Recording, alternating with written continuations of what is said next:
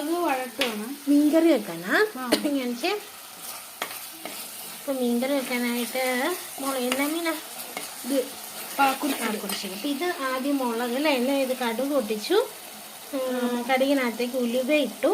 പിന്നെ ഇഞ്ചി, വെളുത്തുള്ളി, മുളക്, പച്ചമുളക്, ഉള്ളി, സവോള ഇത്രയായിട്ട് വഴട്ടി എടുത്തിട്ട് മുളക് പൊടിയും മല്ലിപ്പൊടിയും കൂടെ നനച്ച് മഞ്ഞപ്പൊടിയും കൂടെ നനച്ച് ചേർത്ത് അത് നന്നായിട്ടൊന്ന് വഴട്ടി കുടംപുളി ഇട്ടിട്ടുണ്ട് കേട്ടോ. കുടംപുളി ഉണ്ടോ?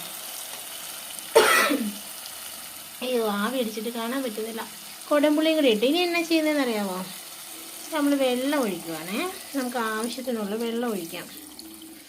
അപ്പോൾ മുളകൊക്കെ അത്യാവശ്യം അതിൻ്റെ പച്ച മണമൊക്കെ മാറി നല്ല മൂത്ത് വരുമ്പോഴത്തേക്കും ഇതൊന്ന് പിടിക്കാമോ? ഞാൻ ഇച്ചിരി വെള്ളം എടുക്കണ്ടില്ല. കുറച്ചുകൂടി വെള്ളം ഒഴിക്കാം. മീൻ ഒന്ന് കാണിച്ചേക്ക്. ഇതാണ് നമ്മുടെ മീൻ. പാക്കുറിച്ച് കഷ്ണമാക്കി വൃത്തിയാക്കി വെച്ചിരിക്കുകയാണ്. കുറച്ചുകൂടി വെള്ളം ഒഴിച്ചു കൊടുക്കാം. ഒത്തിരി വെള്ളം വേണ്ട, കാരണം ഞാൻ തേങ്ങാപ്പാലും കൂടി ചേർക്കണമെന്ന് ഓർക്കുന്നുണ്ട്. അതായത് ഒന്ന് വറ്റിയൊക്കെ കഴിയുമ്പോൾ നമുക്ക് ഇച്ചിരി തേങ്ങാപ്പാലും കൂടി ചേർക്കുകയാണെങ്കിൽ നല്ല ടേസ്റ്റ് ആയിരിക്കും. അപ്പോൾ ഇത് ഒന്ന് തിളയ്ക്കണം. തിളച്ച് വരുമ്പോഴത്തേക്കുമാണ് നമുക്ക് മീനിടേണ്ടത്.